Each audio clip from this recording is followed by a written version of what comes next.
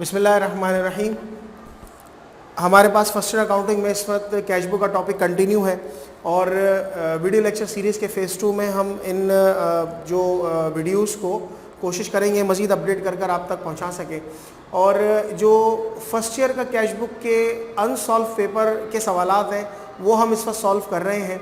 और इससे पहले हमने कुछ सवालात को सॉल्व किया था और जो नई ट्रिक्स कोई या कोई नई लॉजिक उसमें आ रही थी तो वो आपसे डिस्कस करी। आज का ये सवाल 2009 का सवाल है अनसॉल्व पेपर का, और मैं इस सवाल को रीड कर रहा हूँ आहिस्ता आहिस्ता, उसको देख लीजिए एक नज़र ताकि आपको ये ठीक से समझ आ सके। The following are cash transaction relating to the business of the Kamran enterprises for April 2009। April 5 के ट्रांजेक्शन में बोलते हैं mister Kamran invested cash ₹50,000 in the business. Business में कैश की इन्वेस्टमेंट हो रही है। जब बिजनेस में कैश की इन्वेस्टमेंट होती है तो बिजनेस में कैश आता है तो कैश भी बढ़ रहा है और बिजनेस का इन्वेस्टमेंट यानी कैपिटल भी बढ़ रहा है। तो दोनों सूरतों में क्या होगा कि दोनों चीज़ें जब बढ़ रही तो कैश डेबिट होगा और कैपिटल क्रेडिट। यानी हम यहाँ पर आएंगे 2009 अप्रैल 5 में कैपिटल की वजह से कैश में इजाफा हो गया और अमाउंट है 50,000 की, राइट। आगे बढ़ते हैं। अप्रैल 11 में कहते हैं receive cheque for ₹19,500 from a customer and allowed discount of ₹500। कोई कस्टमर है उससे चेक रिसीव करा है 19,500 रुपए का और 500 रुपए का डिस्काउंट आपने अलाउ कर दिया। तो कस्टमर से चेक रिसीव हुआ है, इसका मतलब ये है कि ये बैंक में नहीं आएगा। हम ये बात पहले भी कई बार डिस्कस कर चुके हैं कि जो चेक आपके पास रिसीव होता है अगर उस ट्रांजैक्शन में इस बात का जिक्र मौजूद है कि ये बैंक में ट्रांसफर हो रहा है तो बैंक कंसिडर होगा, वरना ये कैश के ही इक्विवेलेंट माना जाएगा। तो हम लिख लेते हैं यहाँ पर अकाउंट्स रिसीवेबल, क्योंकि कस्टमर से आया है और कस्टमर का नाम नहीं दिया तो इसलिए हम अकाउंट रिसीवेबल लिख लेंगे। 19,500 हमारे पास आ जाएगा कैश के कॉलम में और डिस्काउंट आ जाएगा 500 का। आगे बढ़ते हैं। 16 तारीख में deposit customer cheque into the bank. अब देखें ये जो कस्टमर का चेक है ये बैंक में जमा हो रहा है। जब बैंक में जमा हो रहा है इसका मतलब ये कॉन्ट्रा एंट्री बन रही है। जब बैंक में जमा होता है कैश तो बैंक डेबिट और कैश क्रेडिट होगा। तो आप यहां पर आ जाइए बैंक के कॉलम में 19,500 का फिगर लिख लेते हैं और यही फिगर कैश के कॉलम में 19,500 डिपॉजिट हुआ है। तो कैश डिपॉजिटेड सी का मतलब कॉन्ट्रा। 16 तारीख की ट्रांजैक्शन है ये। इसी तरह हम यहां पर आ जाएंगे 2009 अप्रैल 16 बैंक ब्रैकेट में लिख देंगे डिपॉजिटेड और रेफरेंस के कॉलम में लिख देंगे सी, यानी कि कॉन्ट्रा एंट्री है ये। 20 तारीख में कहते हैं issued a cheque for ₹9,800 to a supplier in full settlement of account payable of ₹10,000। 10,000 रुपए का आपके पास आपके ऊपर लायबिलिटी थी और उसके अगेंस्ट में आपने 9,800 रुपए का चेक इशू किया है। 10,000 रुपए आपको अदा करने थे, उसके अगेंस्ट में 9,800 रुपए आपने अदा किए हैं। इसका मतलब 200 रुपए का आपको डिस्काउंट मिला है। लायबिलिटी थी खत्म हो रही है तो अकाउंट पेएबल आएगा क्रेडिट साइड पर। 20 तारीख में आ जाते हैं और यहां लिख लेते हैं हम अकाउंट्स पेएबल। अकाउंट्स पेएबल हमारे पास है 9,800 रुपए से बैंक के कॉलम में और 200 रुपए का हमारे पास है डिस्काउंट। आगे चलते हैं। Withdrew cash ₹5,000 from bank for office use.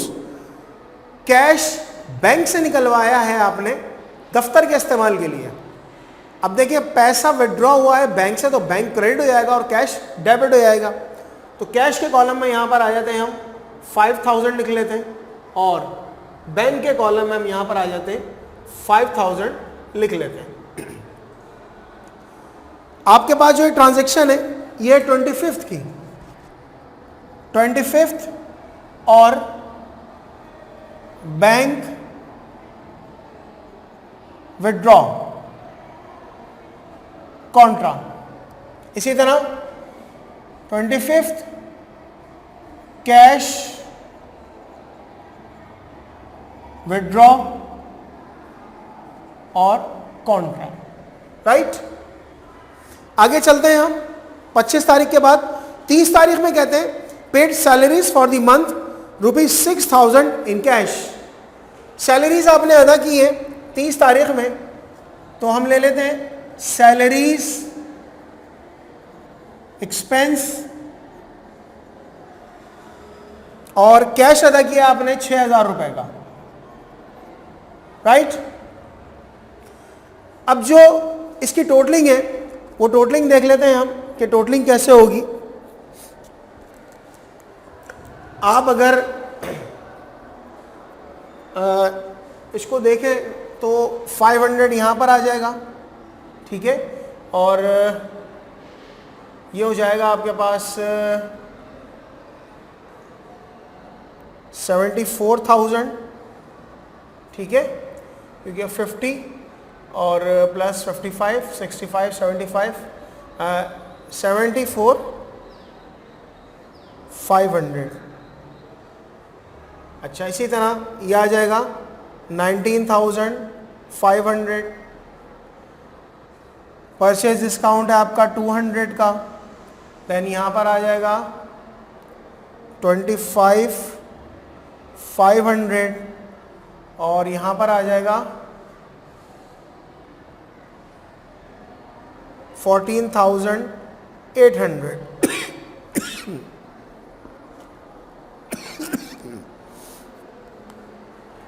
अब इनका बैलेंस निकाल लेते हैं।